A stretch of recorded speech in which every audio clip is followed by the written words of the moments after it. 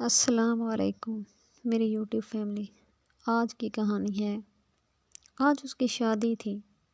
گھر والے سب بہت خوش تھے، لیکن وہ خوش نہیں تھی اور رو رو کر ہلکان ہو رہی تھی۔ اپنی امی سے رو رو کر کہہ رہی تھی، پلیز امی، میری اس لڑکے سے شادی نہ کریں، میں شادی نہیں کرنا چاہتی، میں کسی اور سے پیار کرتی ہوں، میں کسی اور کو پسند کرتی ہوں۔ تو اس کی ماں رو رو کر اسے سمجھا رہی تھی کہ بیٹی، ہم نے تمہیں یونیورسٹی میں پڑھنے کے لیے یونیورسٹی بھیجا تھا، نہ کہ محبت کرنے کے لیے۔ اس کی اماں اس کے سامنے اپنا دوپٹہ بچھائے بیٹھی تھی۔ اگلے دن وہ اس لڑکے کے ساتھ بھاگ گئی۔ باپ نے بیٹی کا صدمہ لیا، وہ یہ صدمہ برداشت نہ کر سکا اور چل بسا۔ مرنے سے پہلے باپ نے بیٹی کو معاف کر دیا، کیونکہ وہ اپنی بیٹی سے بہت محبت کرتا تھا اور وہ اپنے باپ کی بہت لاڈلی بیٹی تھی۔ ابھی شادی کو ایک ہی ہفتہ ہوا تھا، اس امیر زادے نے اسے طلاق دے دی۔ وہ واپس اپنے گھر آئی اور اپنے اوپر داغ اس نے لگوایا ہوا تھا۔ بدنامی کا داغ لگوا کر جب واپس آئی تو اس کی اماں اور بھائی نے گھر سے نکال دیا اور اس سے بات بھی نہ کی اور اسے دھکے دے کر باہر نکالا۔ آج وہ لڑکی ایک بیٹی کی ماں ہے اور دنیا والوں کے لیے ایک تانا ہے۔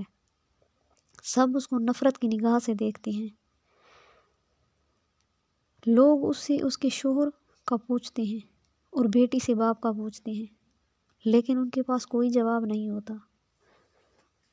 وہ بہت پریشان رہتی ہے اور اس کی بیٹی ہر وقت یہی پریشانی میں رہتی ہے کہ میرے باپ کا مجھ سے لوگ پوچھتے ہیں۔